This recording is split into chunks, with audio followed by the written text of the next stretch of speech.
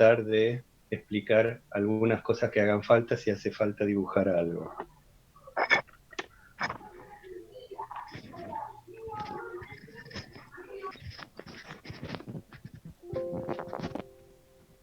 ¿El audio cómo viene? ¿Se oye bien? Sí, sí. ¿Me oyen acá? Sí, sí, se escucha. O ya.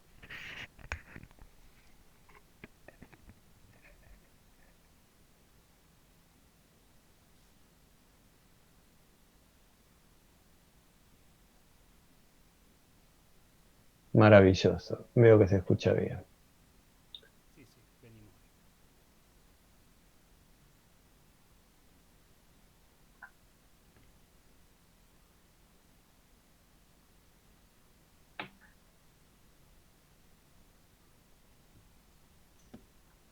Bien. Bueno, vamos a arrancar los que somos porque ya pasaron unos minutos y todavía no se incorpora nadie más. La semana pasada estábamos viendo el tema de cuerpos vinculados, vimos Pero antes de las 9:30. cómo vincular una chapa a tierra, cómo vincular una cadena de 2 chapas a tierra, vimos cómo vincular una cadena de 3 chapas a tierra, y no vamos a estudiar más en cadenas abiertas que la cadena de 3 chapas. ¿Por qué? Porque cuando estudiamos una chapa estamos estudiando un cuerpo rígido. Cuando estudiamos una cadena de 2 chapas, estamos estudiando un sistema que no es rígido, o sea, cada una de las chapas sigue siendo rígida, pero como están articulados entre sí, puede existir lo que llamábamos desplazamiento relativo, que podría ser un giro en el caso de una articulación propia, o una traslación relativa en el caso que la articulación sea un punto impropio que se materializa por medio de dos bielas paralelas, ¿sí? Entonces, si trabajamos con una chapa o con 2 chapas, tenemos chapas que llamaríamos extremas. Cuando nosotros introducimos el concepto de la cadena de 3 chapas, resulta que hay 2 chapas que están vinculadas a una chapa, pero la chapa del medio está vinculada a 2 chapas. Ahora, si nosotros siguiéramos agregando chapas a una cadena abierta, no estaríamos agregando conceptualmente nada. ¿Por qué? Porque siempre tendríamos 2 chapas extremas y muchas chapas intermedias, ¿sí? Entonces, el estudio de las cadenas de 3 chapas, lo único que ganaríamos es dificultad, tampoco dificultad, complejidad, diría, en el análisis cinemático y mucho más trabajo material, por supuesto, cuando veamos la determinación de las reacciones en los vínculos. Hoy vamos a empezar a ver como tema nuevo la cadena cinemática cerrada de chapas. Les comento que si quedó algo colgado de la semana pasada, o sea, algo que no haya quedado claro Profe, respecto de disculpe.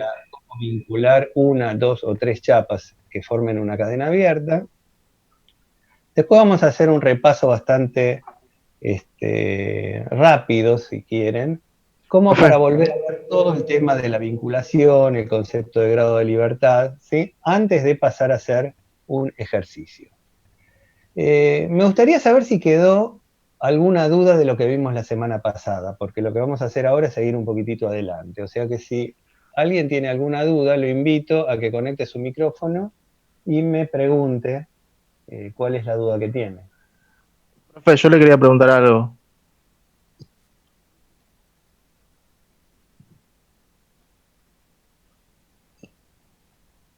Bueno, por lo visto, o todos entendieron todo, o son Profe, muy tímidos y no se animan a... Bueno, Ahí, vamos a ahí, ver ahí, Pablo, hay un chico que qué pasa con la cadena cerrada de hizo una chapas. pregunta. ¿La escuchás vos? Podríamos hablar de la cadena de dos chapas, pero es un sistema hiperestático por vínculo interno, ¿sí? Que no, digamos, excede el alcance de este curso. A ver.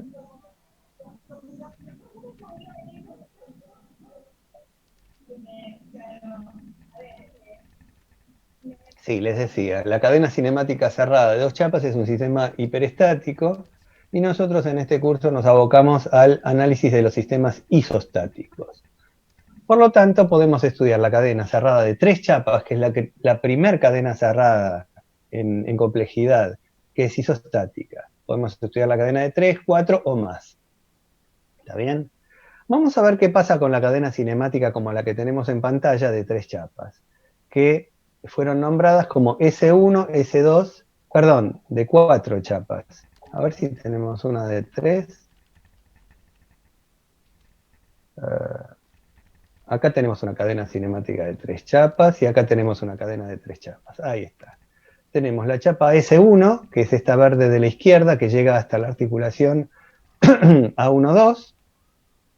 Tenemos la chapa simétrica, ¿sí?, a la S1, que es la chapa S2. Y por último tenemos esta barra, que fue denominada S3. Entre la chapa S1 y S2, el punto común, ¿sí?, es la articulación relativa A1-2. Entre la chapa S1 y la chapa S3 tenemos como punto común la articulación A1-3 y entre las chapas S2 y S3 tenemos la articulación llamada A2-3, o sea, la articulación relativa se lo denomina con la letra A mayúscula y se le pone los subíndices de las chapas que está vinculando, ¿sí? Entonces, A2-3 vincula la A de articulación que vincula la chapa 2 y la chapa 3.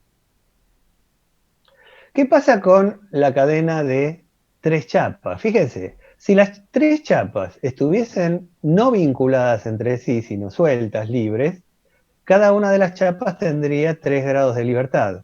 Por lo tanto, tendríamos un sistema de 9 grados de libertad. 3 de S1, 3 de S2 y 3 de S3.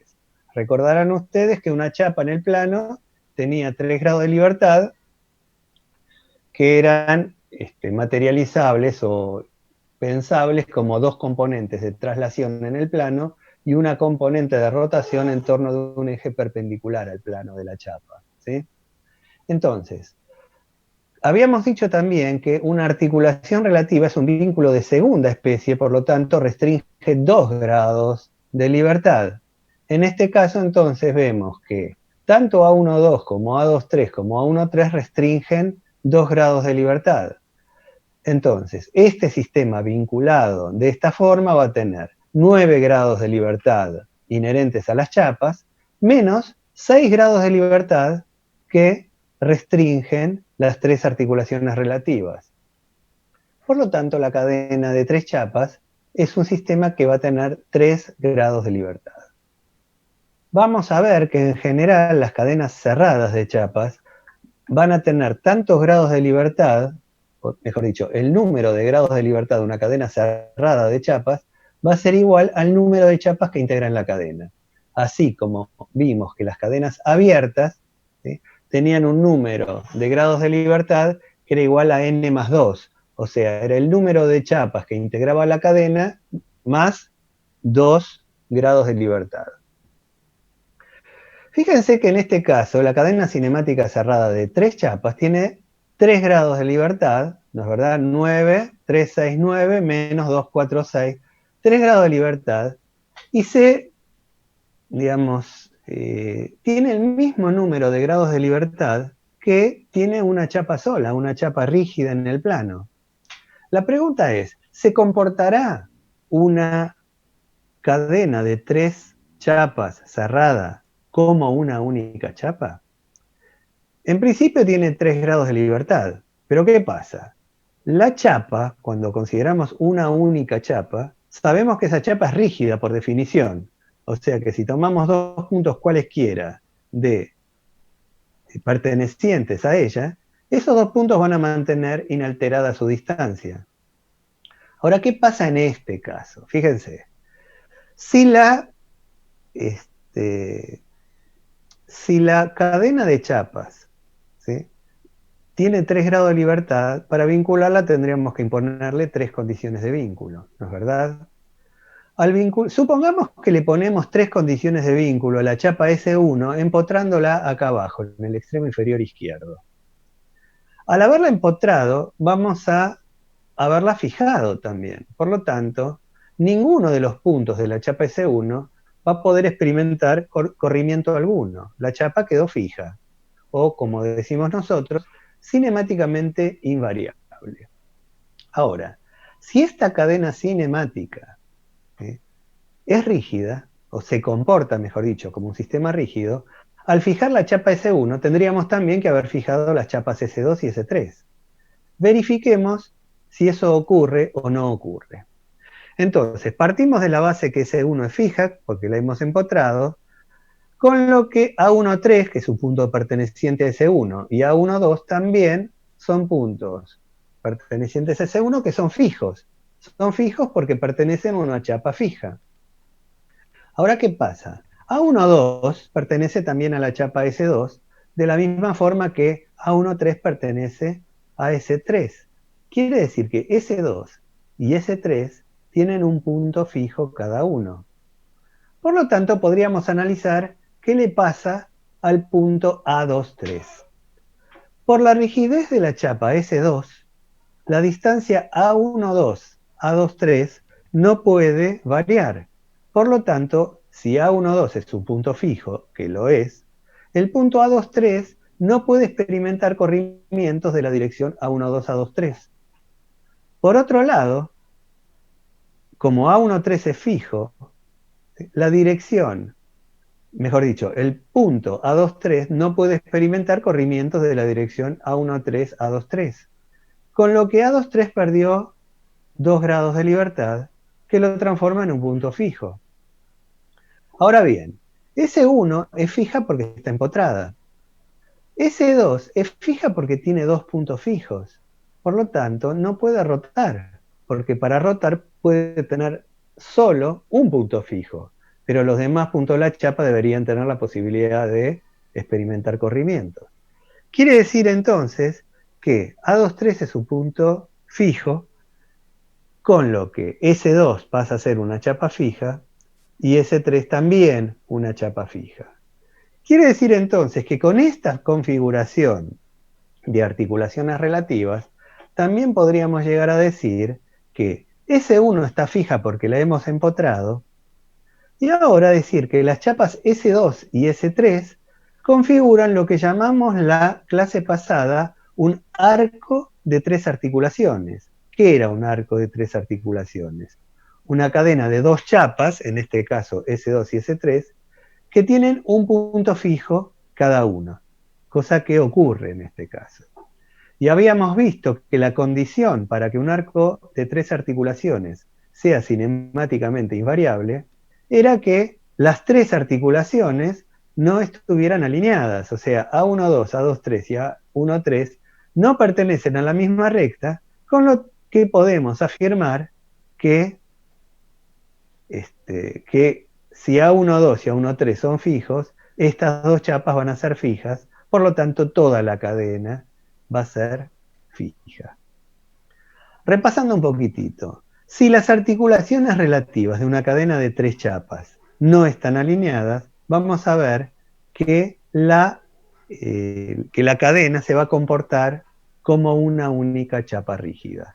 Por lo tanto, para fijarla, vamos a poder imponerle un empotramiento, vamos a poder imponerle un apoyo fijo y un apoyo móvil en cualquier lado.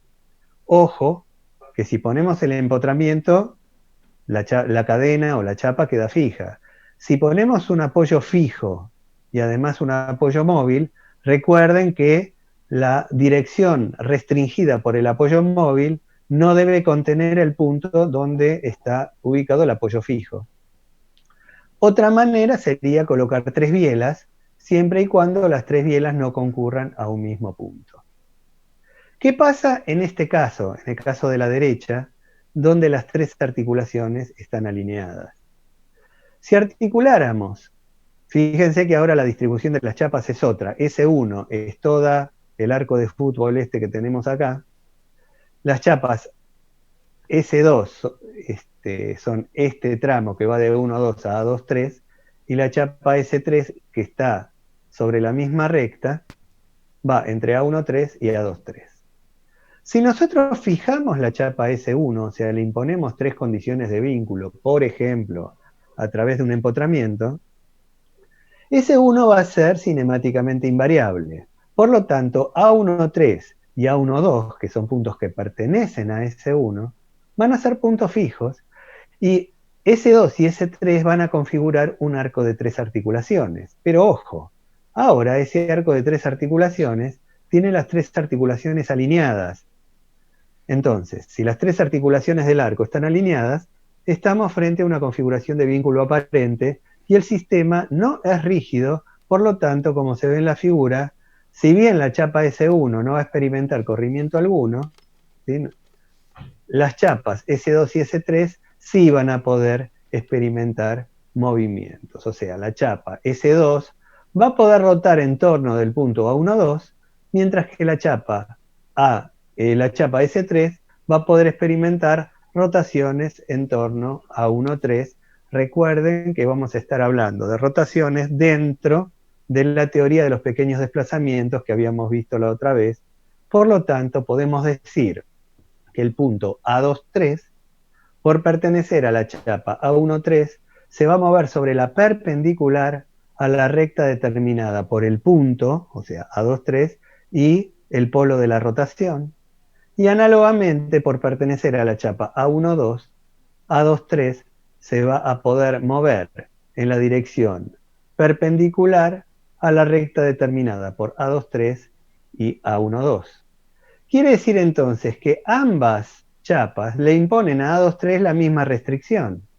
Y esa es la razón por la que hay vinculación aparente, ¿sí? En este caso, la chapa S1 le impone a A12 una restricción de la dirección A13 a A12, mientras que la chapa S2 le impone a A12 una restricción de dirección A23 a A12, que no son coincidentes. ¿Está bien? Bueno, vemos qué pasa si tenemos un caso como este, que la articulación relativa, ¿sí?, en este caso es el punto impropio de la dirección vertical. ¿Por qué digo que es el punto impropio de la dirección vertical?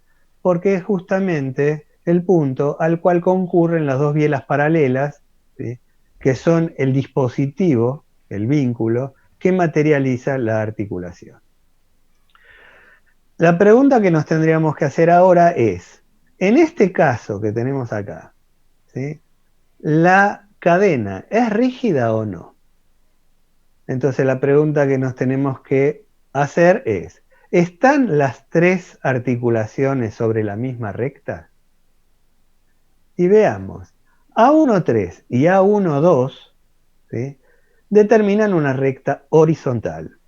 Si A23 impropio fuese un punto que pertenece a una recta horizontal, aunque fuese el punto impropio horizontal, ¿sí?, o sea, si las dos bielas fuesen horizontales, estaríamos frente a una configuración de vínculo aparente. Sin embargo, el punto impropio de la dirección vertical, que es la articulación A23, ¿sí?, no pertenece a ninguna recta horizontal. Por lo tanto, esta cadena será rígida. Y si es rígida, se comporta como una única chapa, y lo que tenemos que verificar es que las direcciones de restricción, o las normales a la recta de deslizamiento, de los apoyos en A, B y C, no concurran al mismo punto. Como ven, A y B, ¿sí?, A y B no. La dirección de la restricción dada por el apoyo en A y el apoyo en B se cortan donde yo tengo el cursor ahora, más o menos. Mientras que A y C se van a intersecar acá, ¿sí?, y por otro lado, B y C se cortan en el punto impropio de la dirección vertical. O sea que no concurren al mismo punto, sin duda. Bueno, habíamos visto también que si nosotros queremos determinar los esfuerzos internos, ¿sí?, deberíamos sacar, ¿sí?, el vínculo que materializa la articulación y poner fuerzas en las direcciones de los desplazamientos impedidos por el vínculo. En este caso vemos que este vínculo, si bien permite corrimientos horizontales entre las chapas S2 y S3, no permite los corrimientos verticales. Y es por eso que tenemos un que tenemos un X1, ¿sí?, dibujadas acá en rojo, dos fuerzas, una hacia arriba y una hacia abajo, por acción y reacción, que materializan los impedimentos de las chapas S2 y S3 de desplazarse verticalmente en forma relativa. Por otro lado, lo que no pueden hacer S2 y S3 es experimentar un giro relativo. Por lo tanto, tenemos acá marcados los pares X2 opuestos, ¿sí? Entonces, por un lado, sobre la chapa S2 vamos a tener actuando las incógnitas X1 y X2, mientras que sobre la chapa S3 van a estar actuando X1 y X2 también, pero las opuestas a las que actúan en S2 por el principio de acción y reacción. Esto es lo que vemos por vínculo relativo, ¿no es verdad? El vínculo que vincula una parte de la estructura, en este caso la chapa S3, con otra parte de la estructura que es S2. Pero además, este sistema estaba vinculado a tierra por medio de 3 apoyos móviles, ¿sí? Por lo que, para poner en evidencia las reacciones en esos vínculos, tenemos que eliminarlos y reemplazarlos por fuerzas en la dirección restringida por los vínculos. Fíjense que el apoyo en A restringe corrimientos horizontales en A, mientras que los apoyos en B y en C restringen corrimientos verticales. Por eso ponemos una fuerza horizontal en correspondencia con A. Quiero aclarar que el sentido de la fuerza es arbitrario, ¿sí? En general, lo que solemos hacer, ¿sí?, es asumir que las incógnitas tienen sentido positivo. Por eso RA lo pusimos con el sentido positivo del eje Z, y RB y RC lo estamos poniendo con el sentido positivo del eje Y. ¿Esto a qué se debe? A que cuando nosotros resolvamos el sistema de ecuaciones que nos permite determinar todas las reacciones de vínculo, ¿sí?, veremos que, por ejemplo, RA vale tantos kilonewton, que RB vale tantos kilonewton, RC vale tantos otros kilonewton. ¿Qué pasa si alguno de los valores nos da menos 8 kilonewton, por ejemplo? 8 kilonewton es la intensidad de la reacción de vínculo, y el menos debe interpretarse como que el sentido de la incógnita es opuesto, ¿sí?, al sentido que pusimos en la figura de análisis. Ahora, ¿qué pasa? Resulta que si la RA esta, nosotros la ponemos en la figura de análisis hacia la derecha, y nos dio en el cálculo menos 8 kilonewton, quiere decir entonces que el verdadero sentido es hacia la izquierda. Y hacia la izquierda el sentido coincide con el positivo del eje Z, pero sin embargo a mí en las cuentas me dio negativo. Entonces, para no confundirnos, ¿sí?, porque uno tiende a que lo negativo sea lo negativo respecto de la terna. Y en este caso, el negativo quiere decir opuesto al sentido que pusimos en la figura de análisis. Por lo tanto, es conveniente, va de vuelta, es conveniente asumir que las incógnitas son positivas, así lo que me da menos va a ser realmente menos, porque si yo asumo que RA es hacia la izquierda, o sea, según el sentido positivo de la Z, si me dio menos, quiere decir que el verdadero sentido será el negativo del eje de las Z, y de esa manera concuerdan el signo del sistema de las ecuaciones con el sentido de la incógnita. ¿Está bien? Bueno, al abrir la cadena, ¿sí?, nos aparecen dos incógnitas más. Fíjense que ahora nosotros tenemos RA, que es una incógnita, RB, que es otra incógnita, y van 2, RC, que es otra incógnita, y van 3, pero por si fuera poco, tenemos X1, 4 incógnitas, y X2, o sea, tenemos 5 incógnitas. Dijimos que la cadena se comportaba como un cuerpo rígido, y para un cuerpo rígido nosotros podemos plantear 3 ecuaciones de equilibrio. Entonces, ¿cómo hacemos con 3 ecuaciones para resolver un sistema con 5 incógnitas? Y resulta que la respuesta está justamente en la figura de análisis. En la figura de la izquierda, nosotros tenemos la cadena cerrada, pero en la figura de la derecha ya no tenemos más la cadena cerrada porque hemos eliminado las bielas, o sea, hemos eliminado el vínculo interno para poder poner en evidencia las incógnitas X1 y X2. Con lo que en este momento S3 y S2 ya no están más vinculadas entre sí.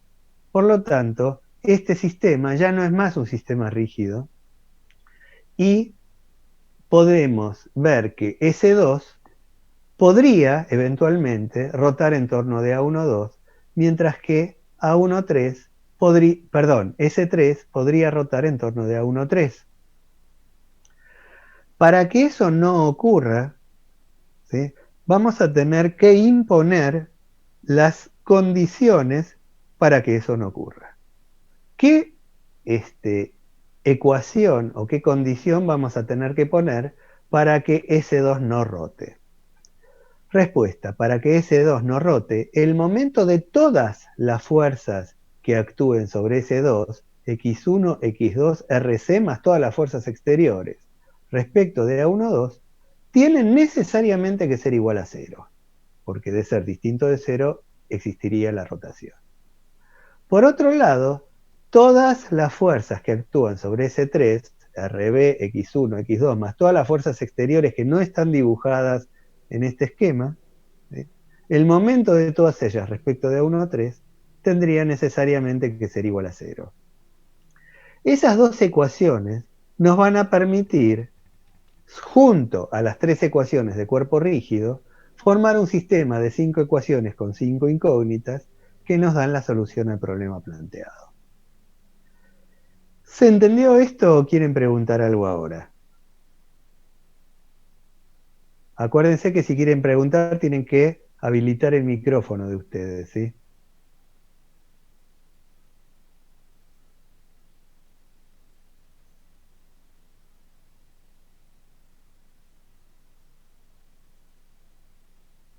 Bueno, seguimos de largo, nos quedan 10 minutos todavía. Nos quedan 10 minutos en esta reunión, después haremos otra. Bueno, fíjense qué es lo que está planteado acá. Una articulación relativa, ¿sí?, divide a una cadena en dos partes. Por supuesto, siempre y cuando esa cadena sea abierta, como en este caso. Fíjense que al sacar la articulación relativa, hemos transformado la cadena cerrada en una cadena abierta. Por lo tanto, A13 va a dividir a la cadena en dos partes. Una de esas partes va a ser el sistema formado por la chapa S3 sola. Y la otra parte va a ser el sistema formado por S1 y S2 como si fuese un sistema rígido. Y podríamos preguntar, ¿cómo rígido si el sistema podría rotar en torno de A12? Y la respuesta es no, no puede rotar en torno de no puede experimentar una rotación relativa respecto a A12, justamente porque hemos planteado la condición, ¿sí?, de que el momento de todas las fuerzas de S2 respecto de A12 sea igual a 0. Pero así como planteamos esta, ¿sí?, A12 divide o vincula por un lado a S2 con todo el resto del sistema. O sea, podríamos plantear la nulidad de momentos respecto a A12 de todas las fuerzas que no pertenecen a S2. Entonces, tomamos momentos respecto de A12, o bien de las fuerzas que actúan sobre S2, o bien de las fuerzas que no actúan sobre S2, que serían todas las demás. La otra que tomamos es momentos respecto a 1 a 3, respecto de las fuerzas que actúan sobre S3, o de las fuerzas que no actúan sobre S3, que son las que actúan sobre S1 y S2. Recuerden siempre que cuando analizamos el equilibrio relativo en una articulación relativa, asumimos que todo el resto del sistema es rígido. O sea, si analizo A13, asumo que A12 no existe. Por eso digo que lo que no es S3 es S1 más S2, todo junto. Y cuando analizo A12, supongo, por un lado S2 y por otro lado S1, S3 como si A13 no existiera y todo esto fuese un sistema rígido. ¿Sí? Entonces, por un lado vamos a poder plantear dos ecuaciones de proyección, una en dirección del eje Z y en dirección del eje Y, y otra, una de momentos respecto de un punto como el A, un punto cualquiera, no necesariamente tiene que ser A. Recuerden que trabajamos con todo esto como si fuese un cuerpo rígido. Y por otro lado, tenemos lo que vimos recién. A ver si puedo poner todo dentro de la pantalla. Momentos respecto de A1,2, que es la articulación de la derecha, o bien de las fuerzas que actúan sobre la chapa S2, ¿sí? O bien momentos respecto de A1,2 de las fuerzas que no actúan sobre S2, o sea, las que actúan sobre S1 y S3. Eso lo tenemos que igualar a 0 para imponer la condición que permite que no exista giro relativo en A1,2. Con cualquiera de las dos es suficiente. Si quisiéramos plantear las dos, fíjense que momentos respecto de A1,2, respecto de la fuerza, momentos respecto a 1,2 de las fuerzas que actúan en S2, y además momentos respecto de A1,2 de las fuerzas que actúan en S1 y S3, es momento de toda la fuerza de la cadena respecto de A1,2. O sea, si queremos podemos tomar estas dos, pero en ese caso ya no podemos tomar la ecuación de equilibrio absoluto, porque en ese caso estaríamos generando un sistema linealmente dependiente. Análogamente, en A1,3, que es la articulación de la izquierda, tomamos momentos respecto a 1,3 de las fuerzas que actúan sobre S3 o bien de las fuerzas que no actúan sobre S3, o sea, las que actúan en S1 y en S2. Igual que antes, tomo una sola de las dos, pero si por comodidad quisiera tomar las dos, es importante recordar que no debo tomar ya la ecuación de equilibrio general. ¿Está bien? Bueno.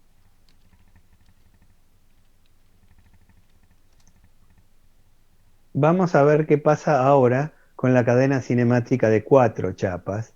Pero antes, como me quedan solamente 5 minutos para no verme cortado en la mitad de la explicación, vamos a cerrar la reunión de ahora, voy a cerrar la sesión, ¿sí? La finalizo y nos volvemos a conectar ahí nomás enseguida, ¿sí? Así que finalizo la reunión y nos volvemos a conectar.